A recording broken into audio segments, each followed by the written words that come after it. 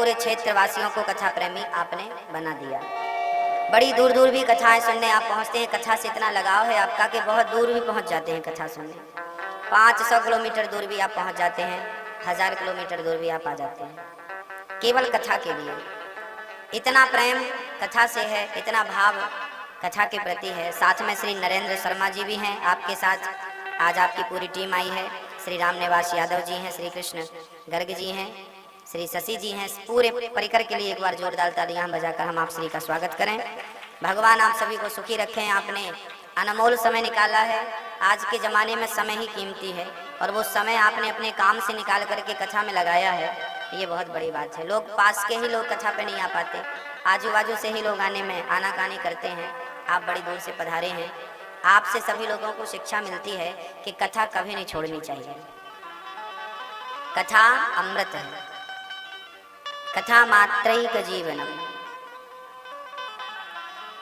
जब हम इंदौर के पास कथा कर रहे थे तब हमारे फिरोजाबाद से भैया जी आप आए थे और कथा बुक करने के लिए आप वहाँ आए थे। ये कथा दिसंबर में ही होनी थी, 2 दिसंबर से ही होनी थी ये कथा फिरोजाबाद की। 10 दिसंबर से, अच्छा 10 दिसंबर से 10 तारीख से होनी थी। किसी कारणवश ईश्वर को मंजूर था कि वो 1 तारीख से हो। 1 मार्च 2018 में होने वाली थी, 2019 में हो रही है। भगवान की जब कृपा होती है तब होती है।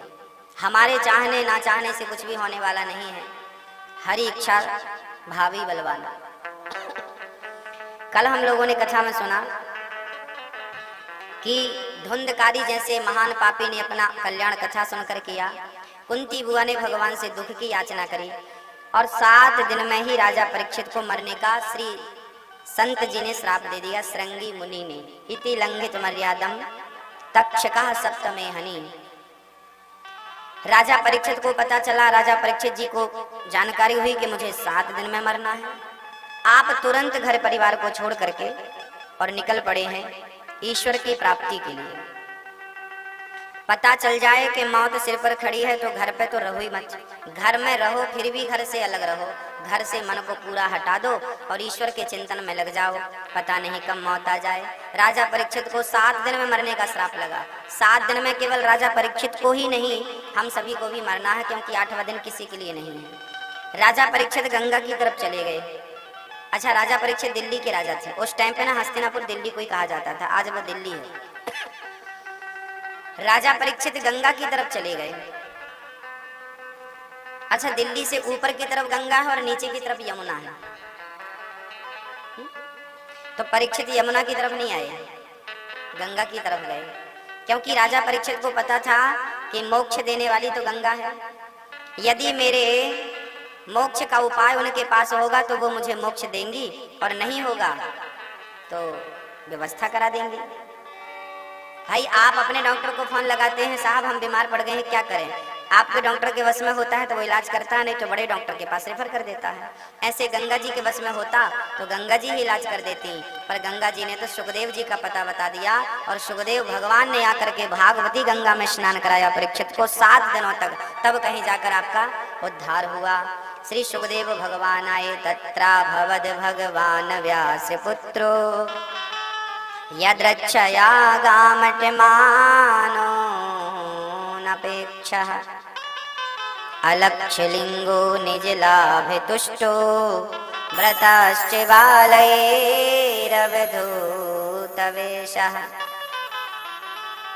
तत्रा भवद। सुखदेव भगवान आए।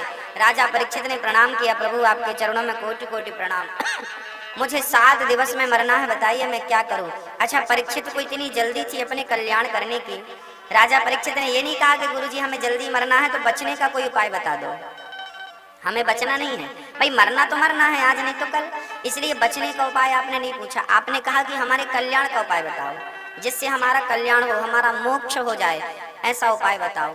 सुखदेव जी कहते हैं, वरीयाने सते प्रश्नः कृतो लोकहितं नृप आत्मवित् सम्मतः पुंसां श्रोतव्यादिषु यः परः। सुखदेव भगवान कह रहे हैं, राजन आपने बड़ा ही उत्तम प्रश्न किया है। जिसे जल्दी मरना हो से क्या करना चाहिए? एक ही उपाय है, मरने वाले व्यक्ति को तस्मात् भारत सर्वात्मा भगवान ईश्वरो हरि श्रोतव्यः कीर्तितव्यश्च स्मर्तव्यश्चेच्छिता भयम्। जल्दी मरने वाले व्यक्ति को क्या करना चाहिए? तस्मात् भारत सर्वात्मा, पहली दृष्टि तो यह है कि जिसे जल्दी मरना हो उसे सब में ईश्वर का चिंतन करना चाहिए, ईश्वर का दर्शन करना चाहिए। ये भी ईश्वर, ये भी भगवान, ये भी भगवान। निज प्रभु मय देखहि जगत केहि सन करहि विरोध, सब में परमात्मा है ये भाव रखना चाहिए उस व्यक्ति को जिसे जल्दी मरना हो। जब हम सब में ही परमात्मा का चिंतन करेंगे तो बताइए फिर हम घृणा किससे करेंगे, द्वेष किससे करेंगे? इसका अर्थ सीधा सा यही है कि सबसे पहले तो हम अपने अंदर की घृणा, अपने अंदर की बुराइयों को समाप्त करें। जब तक हमारे अंदर की बुराइयां समाप्त नहीं होती, घृणा समाप्त नहीं होती, द्वेष समाप्त नहीं होता, कपट समाप्त नहीं होता, तब तक भगवान मन के मंदिर में आकर बैठेंगे कैसे? तो पहले तो सब में भगवान का दर्शन करो। सिय राममय सब जग जानी, करहु प्रणाम जोर जुग पानी। सब में भगवान है। अब आप कहेंगे सब में कैसे भगवान हो सकता है? देखो ना, हमारी माताएं गले में हार पहनती हैं बड़ा वाला, वो किस चीज का होता है? गोल्ड का, सोने का। कान में बाले पहनती हैं सोने के, हाथ में चूड़ियां पहनती हैं सोने की, बाजूबंद सोने का, मंगलसूत्र सोने का। अच्छा, सबसे कम सोना किस आभूषण में होता है? कहाँ पहनते हैं उसको? नाक में। सबसे कम सोना इसमें होता है और सबसे ज्यादा वाला तो गले में होता है। अब बताओ, ज्यादा जिसमें है वो भी सोना है और जिसमें कम है वो भी। सब में सोना है कि नहीं? अंगूठी में सोना, चूड़ी में सोना, नाक में जो पहन रहे हैं उसमें सोना, बिंदिया में सोना, बाजूबंद में सोना, जो है सब सोने का है। नाम अलग है, रूप भी अलग है। नाम है बाला, नाम है बिंदिया, नाम है चूड़ी, नाम अलग है, उसका रूप आकार भी अलग है, पर सबके भीतर सोना है कि नहीं?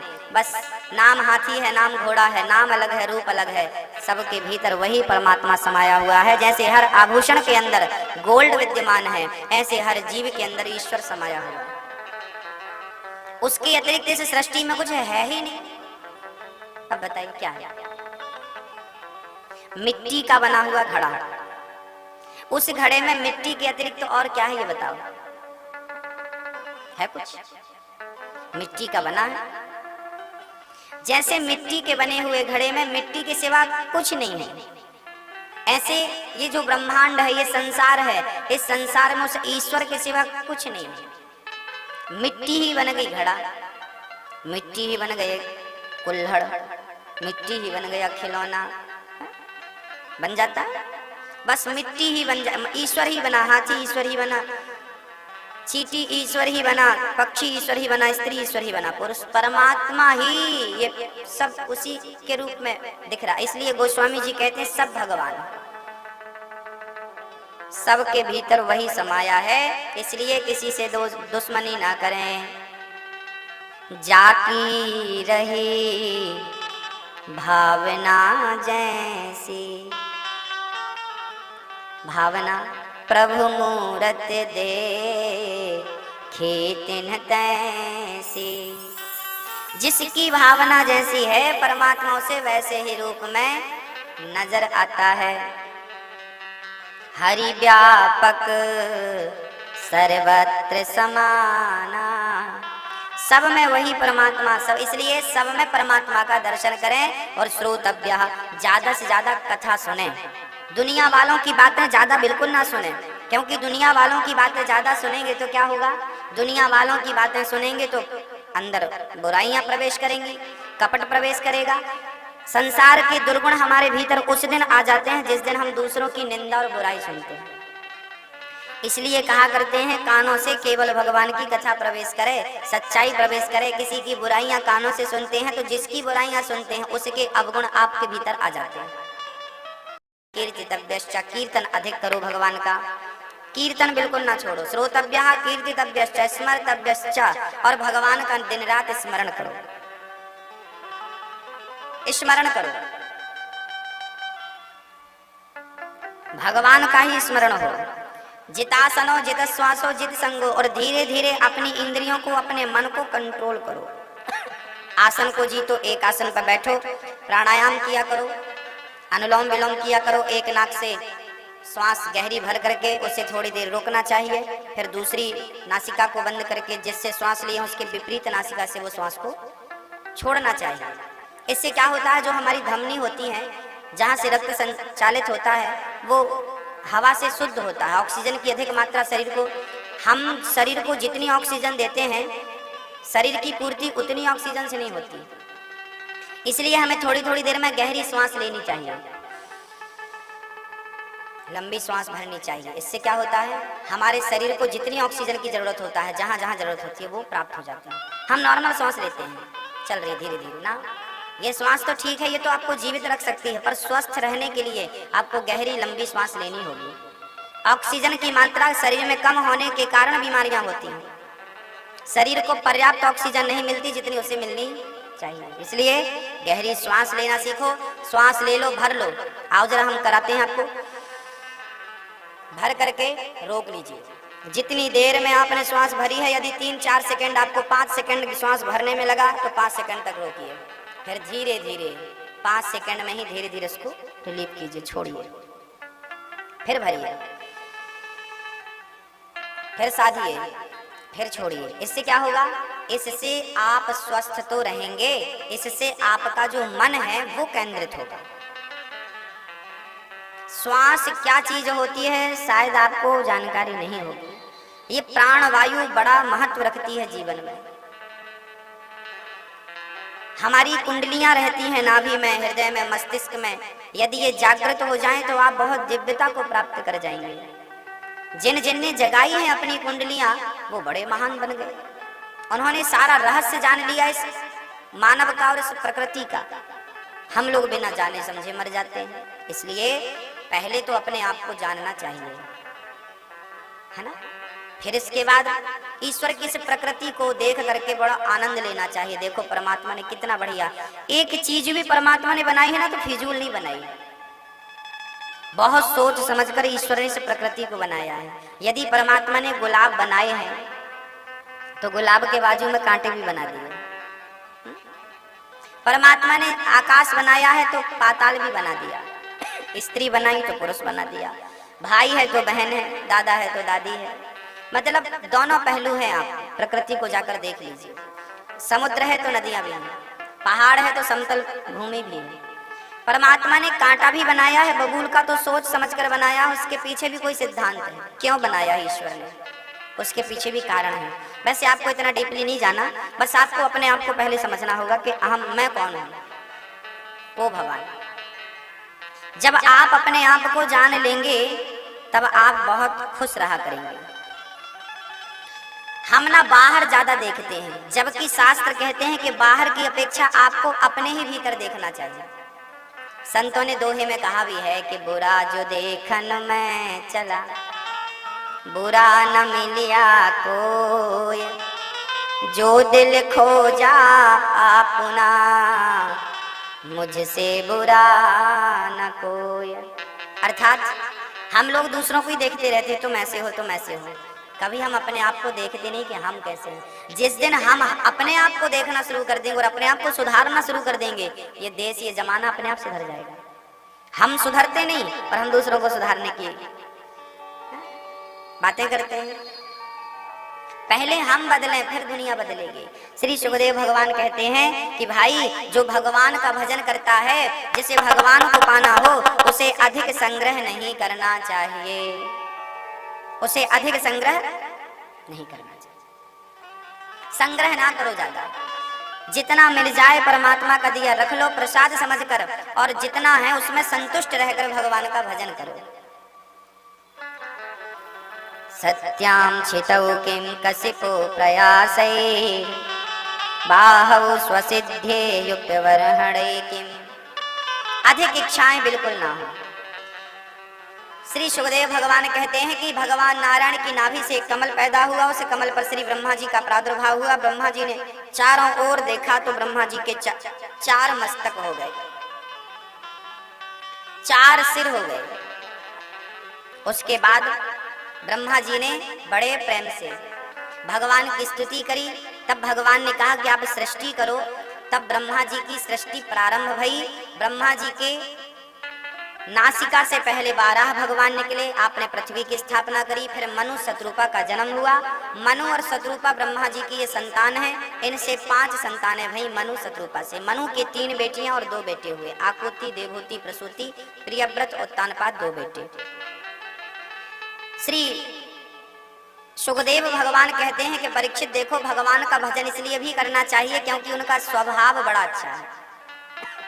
न जाने कौन से गुण पर दया निधि रीझ जाते हैं, यही सदग्रंथ कहते हैं, यही हरिभक्त गाते हैं। हाँ?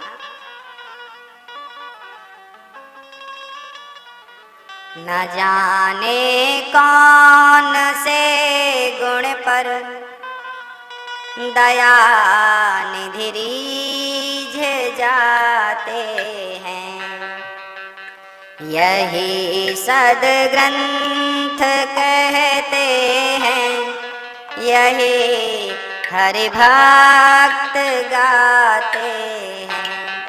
न जाने कौन से गुण पर दया निधि रीझ जाते हैं, न जाने कौन से गुण पर दया निधि रीझ जाते हैं।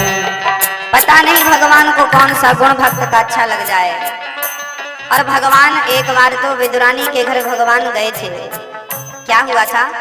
दुर्योधन ने भगवान को बुलाया, प्रभु आप आओ, हम आपका सादर आमंत्रित करते हैं आपको और आपका सम्मान करना चाहते हैं। तो श्री दुर्योधन ने भगवान श्री कृष्ण को सादर आमंत्रित किया। भगवान आए। जब भगवान पहुंच गए तो भगवान ने पांडवों के पक्ष से शांति का प्रस्ताव रखा कि देखो भाई, युद्ध ना हो, शांति से काम हो जाए, बातचीत से तो ठीक है। पर दुर्योधन बातचीत के समर्थक नहीं था, समर्थन में नहीं था। दुर्योधन चाहता था युद्ध हो। और भगवान कृष्ण शांति का प्रस्ताव लेकर गए थे कि भाई देखो, युद्ध रोकना हो तो 5 पांडवों को 5 गांव दे दो। 12 वर्ष का वनवास पूरा करके पांडव आ गए हैं, 1 वर्ष का अज्ञातवास भी पूरा कर लिया है। अब आप उन्हें 5 गांव दे दो और वो अपना करें आराम से जीवन यापन। दुर्योधन बोला 5 गांव क्या, मैं सुई की नोक बराबर जमीन भी पांडवों को नहीं दूंगा। सुई की नोक बराबर जगह भी ना देने वाला दुर्योधन जब मरा तो क्या सुई की नोक बराबर ले गया? हम ले कुछ नहीं जाते, पर लड़ते 1-1 इंच के लिए। जाना कुछ नहीं है, झगड़ा पूरा करना है। दुर्योधन भी लड़ा, और लड़ा किससे? भगवान से लड़ गया। भरी सभा में गालियां देने लगा, अपमान करने लगा, तिरस्कार करने लगा। पितामह भीष्म ने खड़े होकर समझाया, पागल ये भगवान है, इनसे क्यों झगड़ा कर रहा है? तब दुर्योधन भगवान को मनाने लगा। कहा, कन्हैया मेरी माँ ने आपके लिए बढ़िया भोजन बनाया है, जरा चलकर प्रसाद ग्रहण कर लीजिए। भगवान बोले, दुर्योधन भोजन वहां किया जाता है जहां खिलाने वाले के हृदय में प्रेम हो। तो तेरे हृदय में मेरे लिए तो कोई आस्था है नहीं, इसलिए मैं आपके घर, या तो खाने वाले के पेट में भूख हो तो भी खा लेता है व्यक्ति। चलो भाई, भले निमंत्रण नहीं मिला पर भूख है तो खा लेते हैं। तो ना भूख है ना तो आपके हृदय में प्रेम है, ना तो मेरे घर भोजन का अभाव है, ना तो तेरा इतना प्रभाव है, और ना तो तेरे हृदय में मेरे प्रति सच्चा भाव है। इसलिए मैं तेरे घर नहीं, मैं विदुरानी के घर भोजन करूंगा। दुर्योधन की मेवा त्याग कर भगवान और विदुरानी के घर चल पड़े। 56 भोग त्याग दिए और विदुरानी के घर चल पड़े। विदुरानी को खबर लगी कि कन्हैया मेरे घर आ रहे हैं। तुरंत विदुरानी ने गाय के गोबर से आंगन को लीप करके और प्रेम से भगवान का इंतजार करने लगी। प्रभु आएंगे और मेरे जीवन को कृतार्थ करेंगे, पवित्र करेंगे। भगवान विदुरानी के घर बिना बुलाए पहुंच गए। देखिए, कोई बुलाता है और खिलाता है तो खाते नहीं, और जो बुलाता ही नहीं उसके घर जबरदस्ती पहुंच जाते हैं और कहते हैं बुआ कुछ खाने को दो। अब विदुरानी इंतजार कर रही है, पर विदुरानी को लगा कि मैं तो गरीब हूँ, मेरे घर पे तो बिठालने की भी उनको जगह नहीं है। वो तो राजा है, भगवान है, मेरे घर आएंगे, पता नहीं मैं उनकी सेवा कर पाऊंगी कि नहीं। अंदर चली गई, वो नहीं आएंगे मेरे घर, मैं तो गरीब हूँ ना, वो तो अमीरों के घर जाते होंगे। फिर बाहर आके खड़ी हो गई, फिर इंतजार करने लगी। फिर मन में आया ना ना ना, वो क्यों आएंगे। फिर अंदर चली गई। और अब तो विदुरानी के अंतरात्मा से आवाज आने लगी कि वो कहे हैं तो आएंगे जरूर। विदुरानी के पति विदुर जी बाजार चले गए कि वो आएंगे तो कुछ खिलाने को तो रहे, तो बाजार से मेवा मिष्ठान लेने के लिए श्री विदुर जी चला है। भाव का भूखा हूं मैं, भाव ही एक सार है, और भाव से भजले मुझे तो भव से बेड़ा पार है। ईश्वर के मिलने में देर नहीं है, हमारा सरल बनना कठिन है, उसका मिलना कठिन नहीं है। विदुरानी रोती जा रही है, भगवान अपने पीतांबर से आंसू पोंछते जा रहे हैं। काकी जी क्या हुआ, काकी जी क्यों रो रही हो, मैं आ तो गया।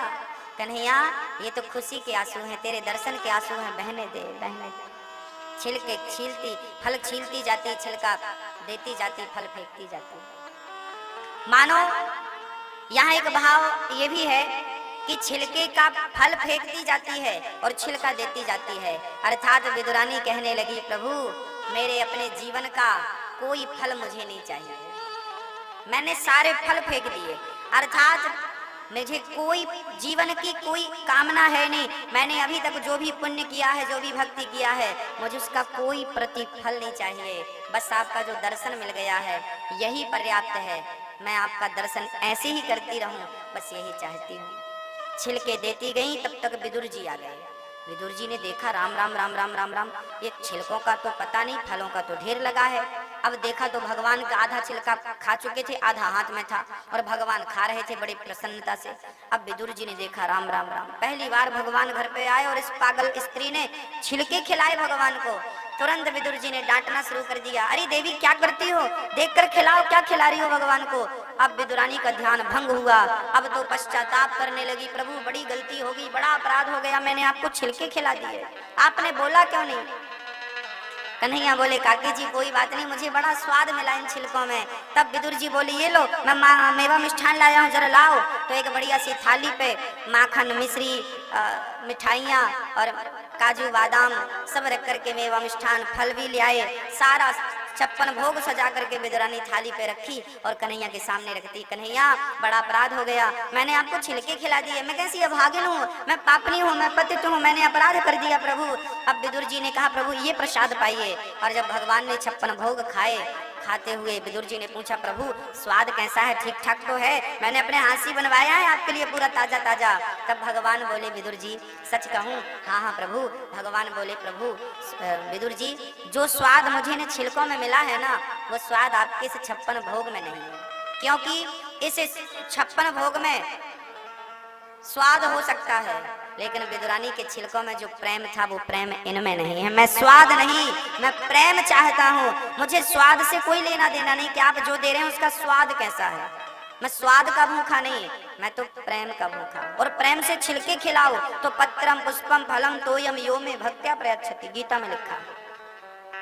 भगवान कहते हैं कि मेरा भक्त मुझे प्रेम से पत्ता देता है, स्वीकार करता है, पुष्पम पुष्प देता है, फलम फल देता है, तोयम मीन्स जल, पत्रम पुष्पम फलम तोयम। पत्रम मतलब अपने आप को ही चढ़ा देना, पत्रम है।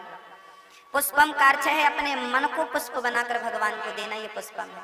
फलम मतलब अपने सत्कर्मों का फल भगवान को देना, ये फलम है।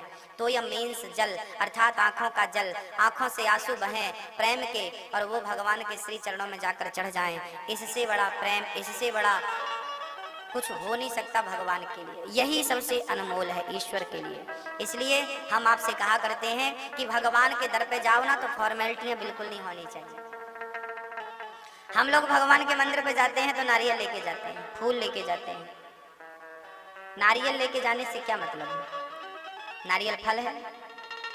मेरी माँ, भगवान को ना तो फूल माला चाहिए, ना हार चाहिए, ना नारियल, ना मिठाई, ना कुछ चाहिए। ये कुछ भी लेके जाने की जरूरत नहीं है। फिर क्या लेके जाएं? बोले भगवान को नारियल तो हम चढ़ा देते हैं, कभी हमने अपने आप को चढ़ाया है कि प्रभु आज से मैं तेरा। नारियल चढ़ाने से अच्छा है अपने आप को चढ़ा दो, मैं तेरा। शरणागत, शरणापन्न हो जाओ। शरणागति किसे कहते हैं?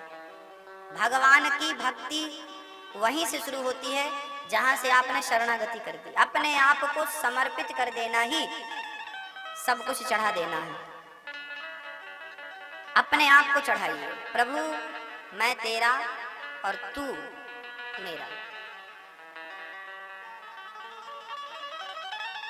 शरण में चले जाओ भगवान, अपने आप को चढ़ाइए। चढ़ाना है तो जल, हमारी माताएं भक्त लोग जल चढ़ाते हैं शंकर जी को, भगवान जी को जल। जल चढ़ाना कौन सी बड़ी बात है। सुदामा जी के चरणों को भगवान ने धोए थे तो क्या जल से धोए थे? कहो। देखे सुदामा की दीन दशा, करुणा करके करुणा निधि रोए। पानी परात को हाथ छुओ नहीं, नैनन के जल से पग धोए। आंखों के नेत्रों के जल से भगवान ने सुदामा के चरण धोए। यदि भगवान भक्त का आंखों से स्नान कराता है तो भक्त को भी तो अपने आंखों के जल से ही भगवान को स्नान कराना चाहिए। भगवान ने तो करके दिखाया है। तो भगवान को स्नान कराना है तो आंखों से प्रेम के दो आंसू निकालो और भगवान के चरणों में चढ़ा दो। यही है जल चढ़ाना। भगवान को सब चढ़ाओ पर उसके पहले अपने आप को समर्पित कर देना। मैं तेरा बन जाऊं। भाई झगड़ा आप गैरों से करते हैं ना, आप अपनों से झगड़ा जो आपका बन गया। अब लो भैया मैं आपकी शरण में हूं, चाहे तो मेरा गला काट दो, चाहे तो मुझे छोड़ दो, मैं आपका हूं। अब तो मेरी जिंदगी आपके चरणों में है, मैं आपकी सेवा करना चाहता हूं। अब जो आपके सामने हाथ जोड़कर खड़ा है आपकी सेवा करने के लिए, क्या आप उसके गाल पे थप्पड़ मारेंगे? नहीं ना। तो जब आप भगवान के हो जाएंगे जिस दिन, उस दिन आपको कौन सा कष्ट होगा ये तो बता दो, कौन सा दर्द होगा ये तो बता दो। हम भगवान के बन नहीं पाते जिंदगी भर में, यही सबसे बड़ा दुख है। विदुरानी, विदुर जी का भगवान ने दर्शन किया, आपने दर्शन किया और भगवान फिर पहुंच गए द्वारिका, जहां भगवान का सम्मान हुआ है।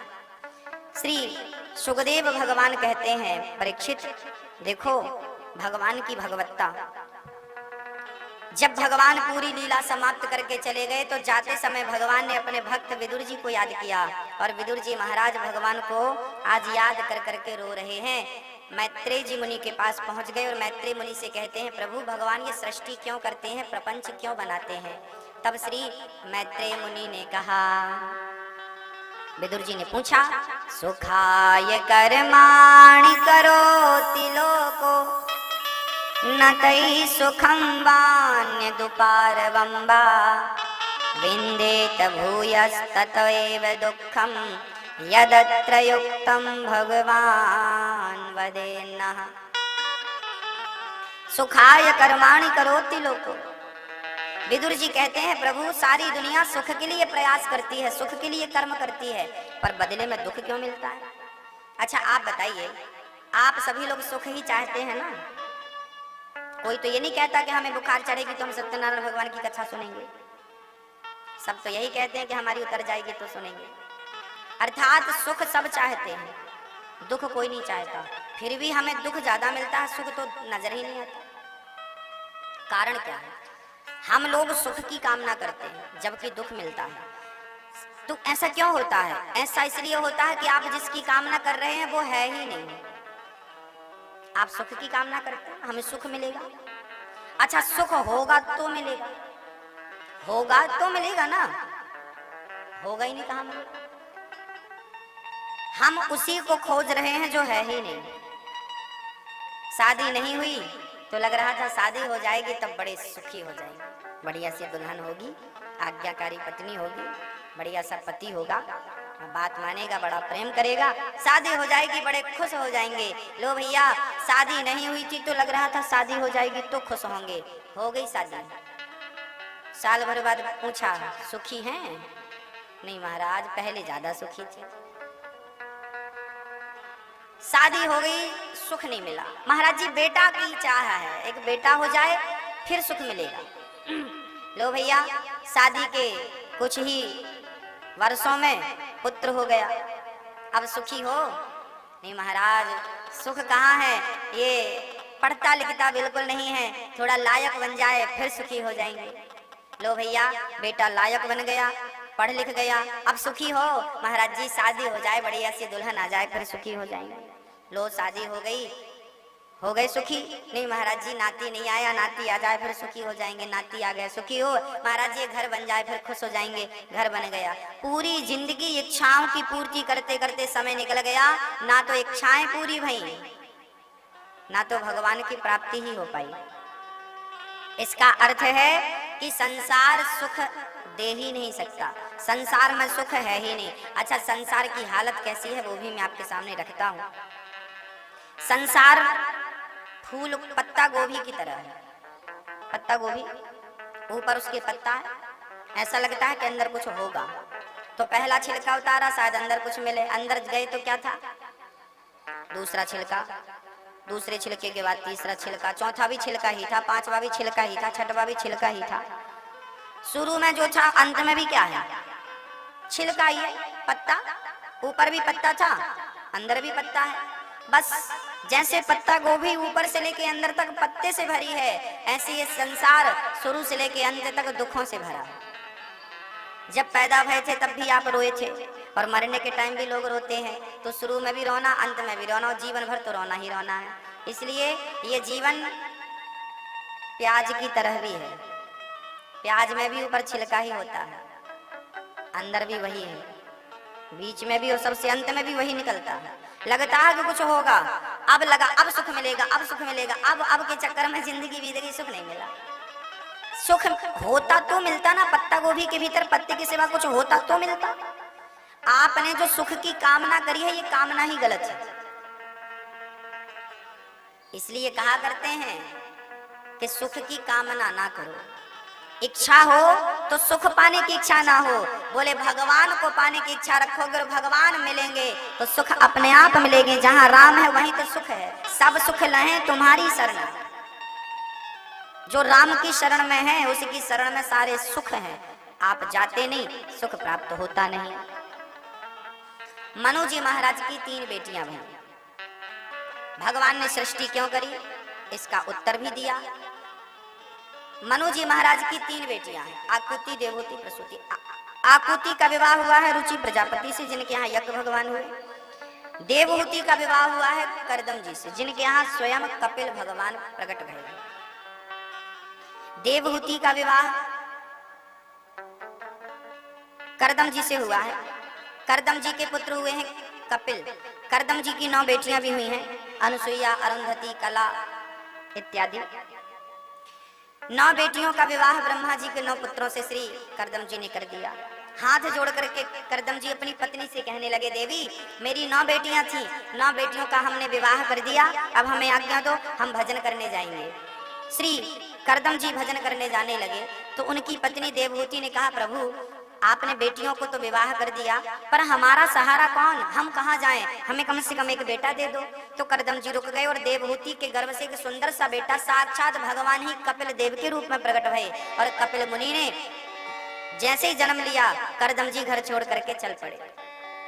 इसका सीधा सा अर्थ है कि बच्चे बड़े बड़े हो जाएं, घर गृहस्थी बसा लें, उसके बाद हमें धीरे धीरे अपने मन को संसार से खोलना प्रारंभ कर देना चाहिए। संसार के बंधन को खोलना शुरू कर दो, सुलझना शुरू हो जाइए। पर लोग बुढ़ापे में और उलझते जाते हैं, सुलझने का तो नाम ही नहीं।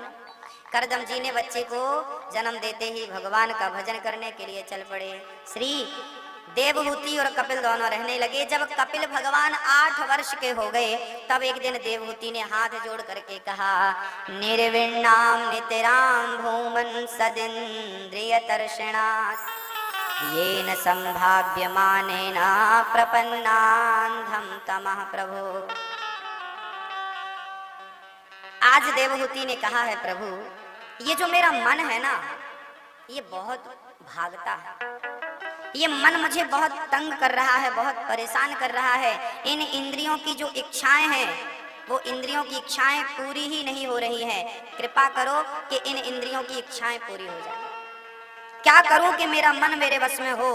अच्छा, देवहूति का जो प्रश्न है ना कि मेरा मन मेरे वश में नहीं है, यही समस्या का सबसे बड़ा कारण है। हम लोगों का भी मन ही तो वश में नहीं है। अच्छा, दुख कौन देता है? दुख की जड़ क्या है? आप लोग कहते हैं ना गुरुजी बड़े दुखी हैं, दुख की जड़ ये मन ही है। और सुख की जड़ क्या है? सुख की जड़ भी मन ही है। यदि मन अनुकूल है तो सुखी है और मन प्रतिकूल है तो दुखी है। बोलो राधे राधे। मन अनुकूल है तो सुख, मन प्रतिकूल है तो दुख। अच्छा, आप लोगों को सबसे ज्यादा परेशान कौन करता है? पड़ोसी, सास,